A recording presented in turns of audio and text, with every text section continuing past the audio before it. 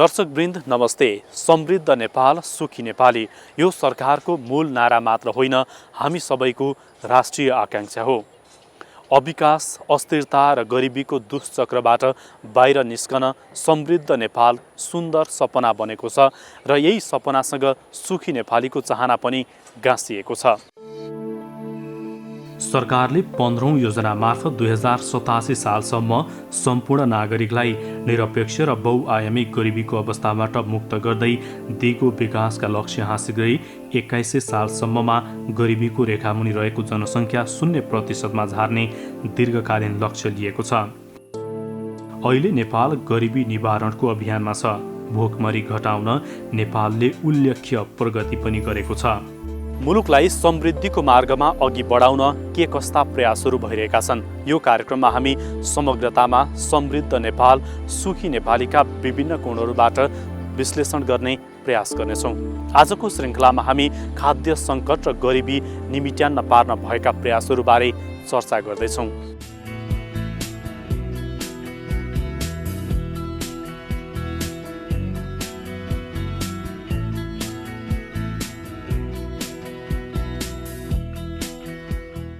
पछिल्लो 20 वर्षमा नेपालले भोकमरी सूचकाङ्कमा उल्लेख्य सुधार गरेको छ। विश्व भोकमरी सूची सन् 2020मा 107 मुलुकमध्ये नेपाल 73औं स्थानमा छ। दक्षिण एसियामा भारत, पाकिस्तान, बङ्गलादेश भन्दा पनि नेपालमा भोकमरीको अवस्थामा सुधार आएको छ। पछिल्लो 2 वर्षमा नेपालमा भोकमरीको अवस्थामा उल्लेख्य सुधार आएको विश्व भोकमरी सूचीमा उल्लेख छ। नेपालले बाल मृत्युदर र पोषणमा उल्लेख्य वृद्धि गरेको छ भने भिटामिन ए कार्यक्रममा पनि राम्रो सुधार गरेको छ। यो सूचकले मूलत मानव शरीरलाई आवश्यक पोषणयुक्त खानाको उपलब्धता मूल्याङ्कन गर्दछ। हालसालै यो ग्लोबल हङ्गर इन्डेक्स विश्व भोकमरी यो सूचकाङ्क प्रकाशित भएको छ। 107वटा देशको मूल्याङ्कन गरिएकोमा नेपाल 73औं स्थानमा छ। गत वर्ष 117 देशको मूल्याङ्कन थियो, त्यसमा पनि 173 नम्बरमा थियो।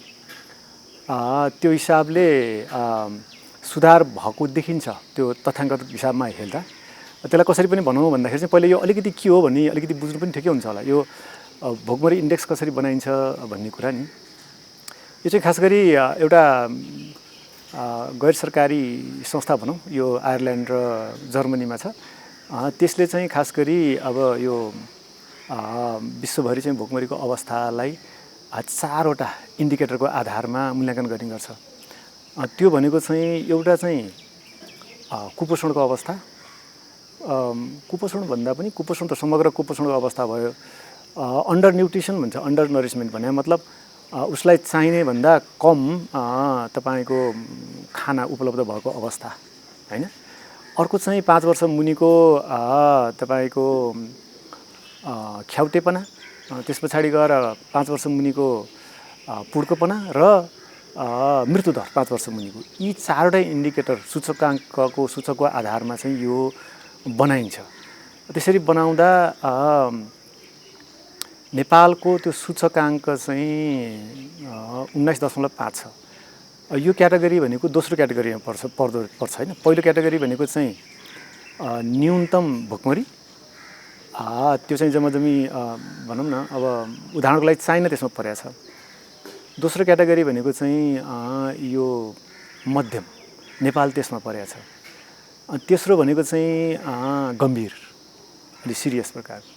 चौथो भनेको चाहिँ अलिकति भनौँ न खतरा जन्य, र 5औं भनेको चाहिँ अति खतरा जन्य।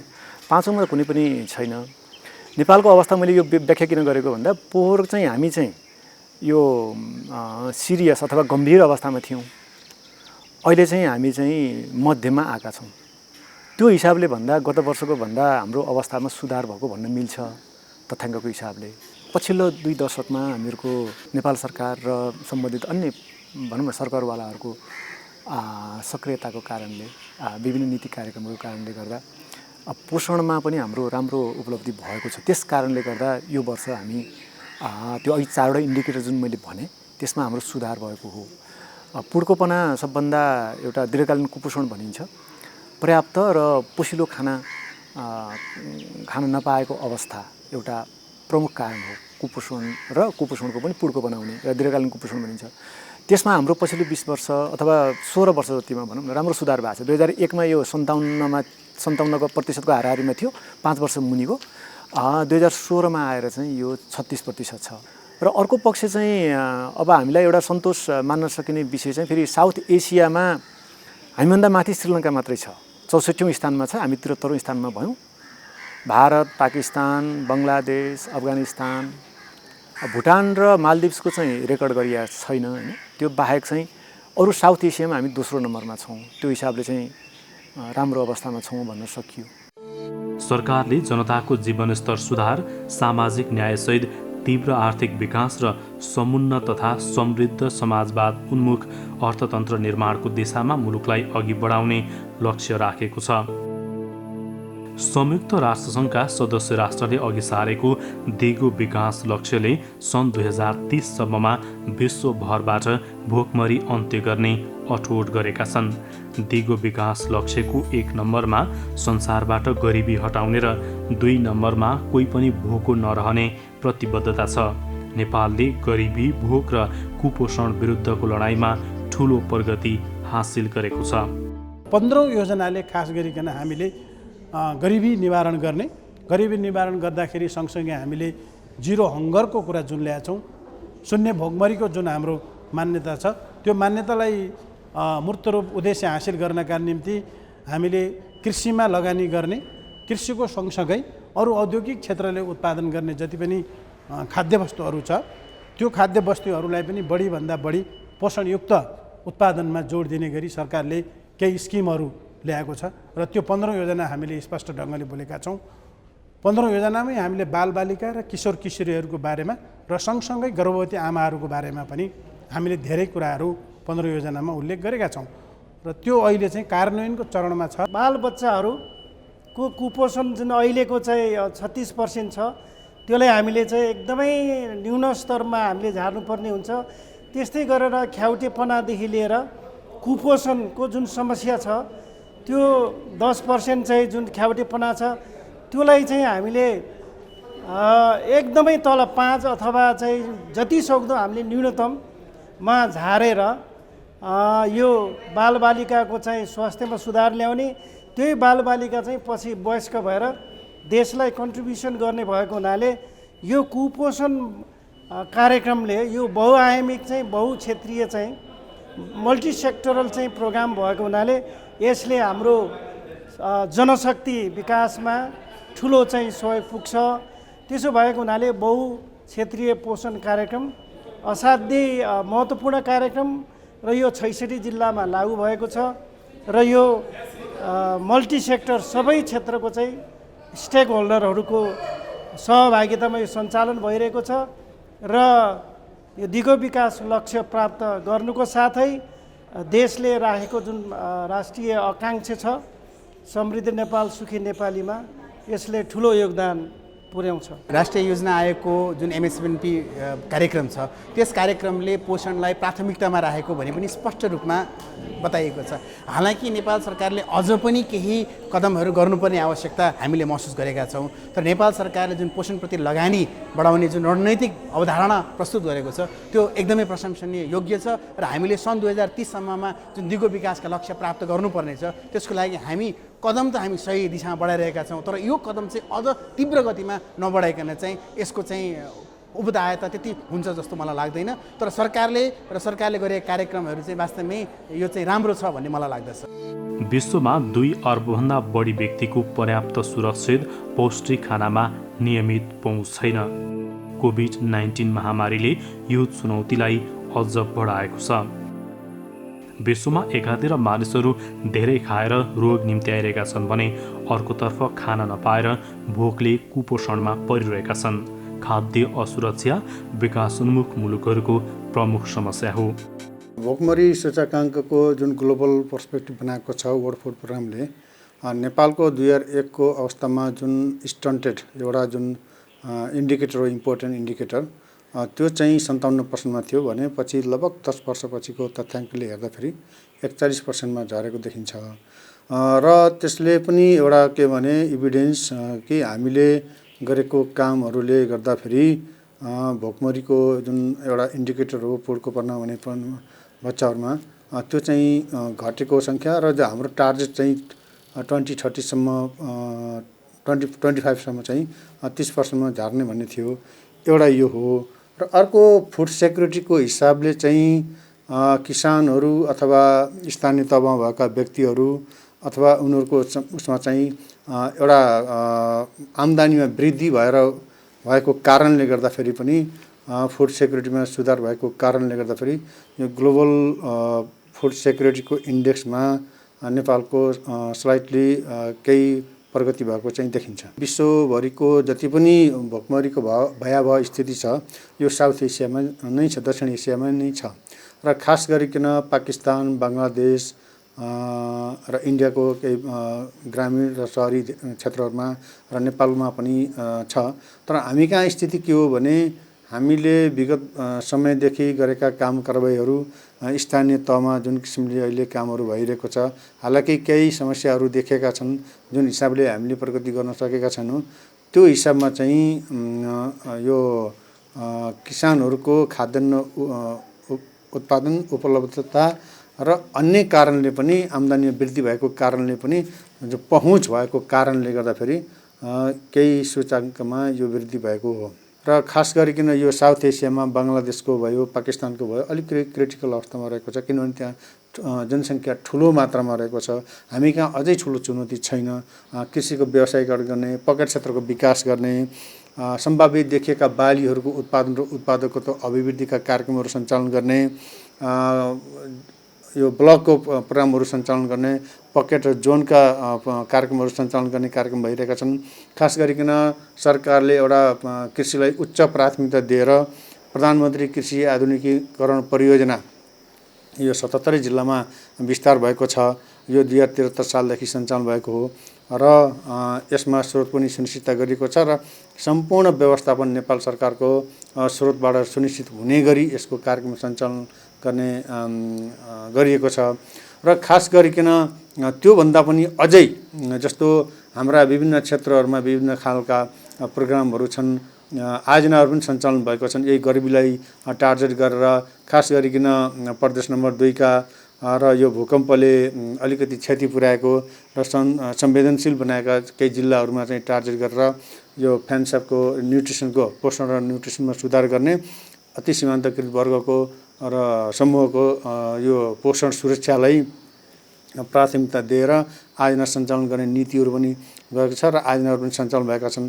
ती चाहिँ विशेष क्षेत्रहरूमा प्रदेश नम्बर यो बागमती प्रदेश र प्रदेश नम्बर 2 मा सञ्चालित छन् भने त्यसै गरी कृषि क्षेत्र विकास परियोजना यो कर्णाली प्रदेश अन्तर्गत 10 वटा जिल्लामा सञ्चालन भएको छ जहाँ चाहिँ भोकमरीले एकदमै प्रभाव पारेको छ।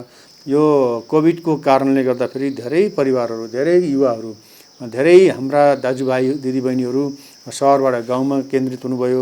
विदेशबाट खास गरिकन इन्डियाबाट नेपालमा आउने क्रम पनि बढ्यो र त्यसले गर्दा एउटा चुनौती के खडा भयो भने जो परिवारसहित आउनुभएको थियो, आफ्नो ठाउँ थलोमा आउनुभयो, त्यस्ता व्यक्तिहरूलाई चाहिँ एउटा लक्षित गरेर एउटा सामूहिक रूपमा अथवा सहकारीको रूपमा यो उत्पादन अभियानमा सञ्चालन गर्नको लागि बाँझो रहेका जग्गाहरू जहाँ किसानले लामो समयदेखि बाँझो राखेका थिए, जहाँ कृषक परिवारले जग्गा बाँझो छोड्नुभएको थियो, ती जग्गाहरूलाई फेरि खेतीपातीमा प्रयोग गरेर उत्पादनमा ल्याउने कामहरू पनि भएको छ। विश्व खाद्य सङ्कट प्रतिवेदनले नेपालमा करिब 34 लाख मानिसका लागि खाद्य सहयोग आवश्यक रहेको र करिब 64 लाख मानिस दीर्घकालीन खाद्य असुरक्षाको अवस्थामा रहेको देखाएको छ। कोभिड-19 को विषम परिस्थितिले यो अनुपातलाई अझ धेरै बढाएको छ।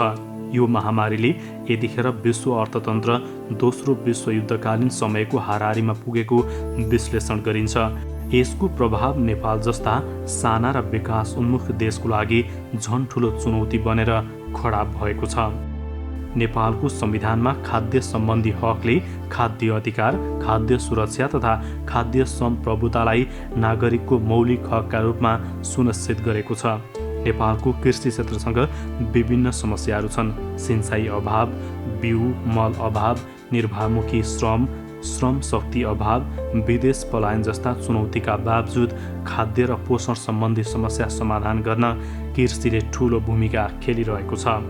एउटा मानवको लागि चाहिँ एउटा स्वस्थ उत्पादनशील मानव र स्वस्थ मानिसको लागि चाहिँ जुन किसिमको चाहिँ पर्याप्त मात्रामा खाना, पहिला पर्याप्त मात्रामा चाहियो, सुरक्षित हुनुपऱ्यो खाना र त्यो खानामा चाहिँ त्यो फुडमा चाहिँ सहज हुनु पर्यो, यानि भनेको टाइममा पाउनु पर्यो।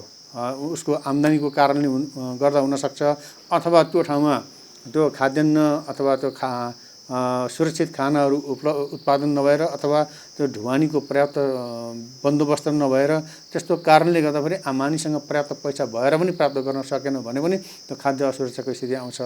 हामीले हाम्रो विशेषता अनुसार साना किसानहरूलाई खाद्य सुरक्षाको लागि चाहिँ यहाँको उत्पादनको सुनिश्चित गर्ने, ती किसानहरूको रोजगारीको लागि चाहिँ कृषि क्षेत्रलाई एउटा व्यवसायमा लगाएर औद्योगिकरणमा परिवर्तन गर्नको लागि यो मूल्य श्रृङ्खलामा आधारित जुन यो भ्यालु चेनमा आधारित परियोजनाहरू हुन्छन् अथवा क्रियाकलापहरू हुन्छन्, तिनमा अधिकभन्दा अधिक किसानहरूलाई संलग्न गराउने र त्यसमा त्यसले रोजगारी सिर्जना गर्छ, किसानको आम्दानी बढ्छ र आम्दानी वृद्धि भएपछि किसानको खाद्य बजारबाट उसले सही तरिकाले किनेर आफ्नो पारिवारिक आवश्यकता परिपूर्ति गर्न सक्छ।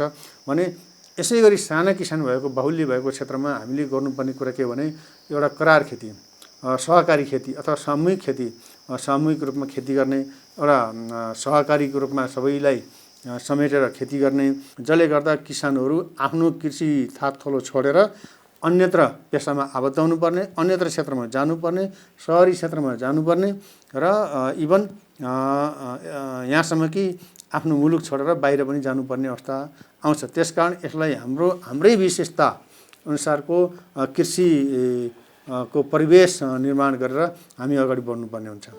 नेपालले एकातिर निरपेक्ष गरिबी अन्त्य गर्दै जीवन निर्वाहका आधारभूत आवश्यकता परिपूर्तिको लक्ष्य राखेको छ भने सँगै विश्वमा उपलब्ध सेवा तथा स्रोतको उपयोग गर्न सक्ने क्षमता जनतामा वृद्धि गर्दै सापेक्ष गरिबी हटाउने लक्ष्य राखेको छ। कृषि क्षेत्रमा लगानी तथा रोजगारी सिर्जना गरी खाद्य सुरक्षाको लागि सरकारले चालेका कदमले आगामी दिनमा सुखद परिणाम दिने अपेक्षा गरिएको छ। खाद्य सुरक्षासँग सम्बन्धित भोकमरी अन्त्य गर्ने विषय भनौँ न, एसडिजीको गोल नम्बर 2 मा 2030 सम्ममा चाहिँ शून्य भोकमरीको कुरा गरिएको छ हैन। त्यो दिशामा हामी अगाडि बढेको अवस्था हो र त्यसैलाई कार्यान्वयन गर्ने क्रममा चाहिँ नेपालले चाहिँ अब यो जिरो हङ्गर च्यालेन्ज भनेर शून्य भोकमरी च्यालेन्ज भनौँ के भनौँ 2025 सम्ममा चाहिँ यो भोकमरीका हाम्रा यो अधिकांश यो सूचकहरूलाई चाहिँ शून्यमा झार्ने हिसाबले हामीले कार्ययोजना बनाएर अगाडि बढिरहेको अवस्था हो। त्यसै अन्तर्गत रहेर हाम्रो संविधानमा हैन हाम्रो मौलिक हकमै खाद्य सम्बन्धी हकको व्यवस्था भएको छ। त्यसै गरिकन राज्यका नीतिहरूमा धेरै प्रसङ्गमा चाहिँ यो खाद्य सुरक्षा, खाद्य सम्प्रभुता, कृषकका अधिकारका कुराहरू, खाद्य सुरक्षा सुनिश्चित गर्ने विषयहरू, यो सबै विषयहरू समेटिएको छ। अनि यो मौलिक हकको कार्यान्वयन गर्ने सन्दर्भमै हाम्रो खाद्य सम्बन्धी र खाद्य सम्प्रभुता सम्बन्धी ऐन अहिले कार्यान्वयनमा आएको अवस्था छ। अहिले हामी त्यसको नियमावली ड्राफ्ट गर्ने क्रममा छौँ, नियमावली ड्राफ्ट भइरहेको अवस्था छ। र यसले चाहिँ यो चाहिँ संसारका एकदमै थोरै देशहरू जसले चाहिँ खाद्य सुरक्षा, खाद्य सम्प्रभुतालाई चाहिँ संवैधानिक एउटा भनौँ न रूपमै यसलाई सुनिश्चित गरेको र त्यसलाई कार्यान्वयनको लागि कानुन, सम्बन्धित कानुन ल्याएको यो विश्वका थोरै देशहरूमा हामी पर्छौँ। त्यो मात्रै भएन, त्यो बाहेक हाम्रो यो अन्तर्राष्ट्रिय अरू प्रतिबद्धता र अरू हामी थुप्रै अन्तर्राष्ट्रिय कन्भेन्सनको पार्टी छौँ। जस्तै अर्को एउटा महत्त्वपूर्ण चाहिँ हाम्रो यो स्केलिङ अफ न्युट्रिसन भन्छ हैन। यो स्केलिङ अफ न्युट्रिसन यसलाई नेपालीमा भन्दा अब यो न्युट्रिसनको उसलाई चाहिँ बढाउँ भन्ने त हो। न्युट्रिसनको विषयलाई चाहिँ अझ बढी उजागर गरौँ, यसलाई अझ उचाइमा लैजाउँ भन्ने हो। यो 61 देशहरू यसको सदस्य छन् हैन, पार्टी छन्, त्यसमा नेपाल एउटा हो। र नेपालको प्रगति यो सन मुभमेन्ट भन्छ पपुलरली चाहिँ देशभरि संसारभरि सन मुभमेन्ट भन्छ। यसमा नेपालको स्थान चाहिँ नेपालले गरेको प्रगतिलाई चाहिँ उच्च मूल्याङ्कन गरिएको छ। अर्को हाम्रो फ्रेमवर्क भनेको चाहिँ हाम्रो अब यो बहुक्षेत्रीय पोषण योजना छ। अहिले हामी बहुक्षेत्रीय पोषणको दोस्रो योजनाको दोस्रो 2017-22 18-22 भनौँ न 18-22 को कार्यान्वयनको क्रममा छौँ। यसले चाहिँ यो एउटा अर्को माइलस्टोन हो। यसले चाहिँ हामी सङ्घीयतामा गएपछिको अवस्थालाई हेरेर सङ्घ प्रदेश र स्थानीय तह समेतको सहकार्य र समन्वयमा कसरी चाहिँ यो पोषण र खाद्य सुरक्षाको विषयलाई अगाडि बढाउने भन्ने कुराहरू त्यसले सुनिश्चित गरेको छ। त्यसै गरिकन हाम्रो कृषि विकास रणनीति छ हैन, 20 वर्षीय दीर्घकालीन कृषि विकास रणनीति छ। त्यसको फ्ल्यागसिप प्रोग्राममा एउटा खाद्य तथा पोषण सुरक्षा भन्ने नै एउटा कार्यक्रमै रहेको छ। त्यसै अन्तर्गत चाहिँ अहिले हाम्रो प्रदेशहरूमा चाहिँ यो कृषि विकास रणनीतिलाई प्रदेश तहमा कसरी कार्यान्वयन गर्ने भनेर सरकारले कार्यक्रम गरिरहेको छ। युको सपोर्ट छ त्यसमा। विगतमा यो खाद्य सुरक्षाको विषय त्यति भनौँ न उयो भौतिक पूर्वाधार यी कुराहरूले बढी महत्त्व पाउँथ्यो। यो पछिल्लो हाम्रो 14औँ योजनामा आएर त्यो अन्तरिम नै भनौँ 3 वर्ष थियो हाम्रो, अन्तरिम नभनौँ 3 वर्ष योजनामा त्यहाँ चाहिँ एउटा छुट्टै च्याप्टर चाहिँ हामीले खाद्य सुरक्षा र पोषणलाई दिएका छौँ। त्योभन्दा अगाडि चाहिँ कृषि सम्बन्धी च्याप्टरमा केही विषय पर्ने, कृषिका कुराहरू, खाद्य सुरक्षाका कुराहरू र पोषणका कुराहरू स्वास्थ्य सम्बन्धी उसमा पर्ने चलन थियो। अहिले आएर चाहिँ त्यो महत्त्व बुझेर त्यसलाई छुट्टै राज्यले सरकारले त्यो एउटा प्राथमिकता कार्यक्रम दिएको छ। देशमा हाम्रो यो समृद्ध नेपाल सुखी नेपालीको जुन हाम्रो राष्ट्रिय लक्ष्य महत्त्वाकांक्षा छ नि त्यो पुरा गर्ने क्रममा कृषि क्षेत्रको अहम भूमिका हुन्छ। दुईटा हिसाबबाट मूल रूपमा, अरू थुप्रै पक्ष छन्, दुईटा हिसाबमा। ती दुईटा हिसाब भनेको चाहिँ एउटा चाहिँ सोझै यसले चाहिँ खाद्य सुरक्षामा टेवा पुर्याउने भयो। मान्छे भोको मान्छे भएर त समृद्ध नेपाल सुखी नेपाली त हामी भन्नु सक्दैनौँ। त्यस कारण यसले सोझै यसलाई त्यसमा सम्बोधन गर्छ त्यो विषयलाई भने। अर्को भनेको यसले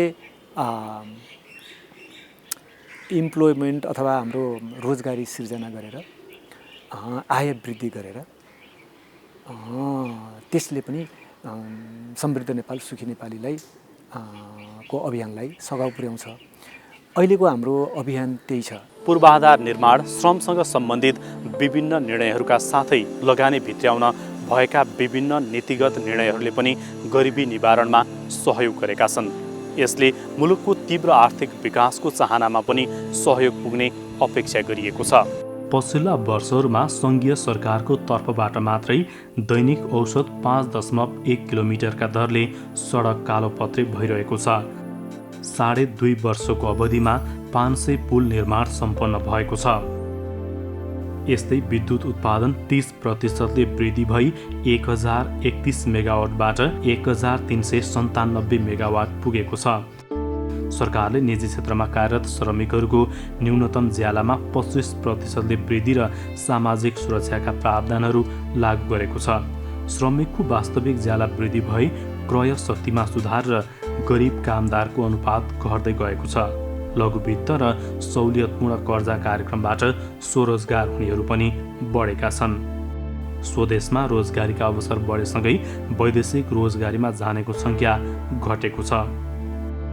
विदेशी लगानी आकर्षित गर्ने उद्देश्यले औद्योगिक व्यवसाय ऐन, विशेष आर्थिक क्षेत्र ऐन, विदेशी लगानी तथा प्रविधि हस्तान्तरण ऐन लगायत लगानी सम्बन्धी 1 दर्जनभन्दा बढी ऐन नियमहरू तर्जुमा तथा परिमार्जन गरी कार्यान्वयनमा आउनुले पनि लगानीको वातावरण बनेको छ। लगानीकर्ताहरूलाई सहज र द्रुत सेवा प्रदान गर्ने उद्देश्यले एकद्वार सेवा समेत कार्यान्वयनमा आएको छ। यी परिणामहरूले समृद्ध नेपाल सुखी नेपालीको राष्ट्रिय आकांक्षा पूरा गर्न सहयोग पुग्ने अपेक्षा गरिएको छ। आजको श्रृङ्खलामा हामीले खाद्य सङ्कट र गरिबी निवारण गर्न भएका विभिन्न प्रयासहरूबारे चर्चा गऱ्यौँ। आजको लागि समृद्ध नेपाल कार्यक्रमको समय सकिएको छ। यो कार्यक्रम नेपाल टेलिभिजनको वेबसाइट nepaltvonline.com का साथै अन्य सामाजिक सञ्जालहरूमा पनि हेर्न सक्नुहुनेछ। आजको लागि समृद्ध नेपाल कार्यक्रमबाट हामी सबैलाई बिदा दिनुहोस्। नमस्कार।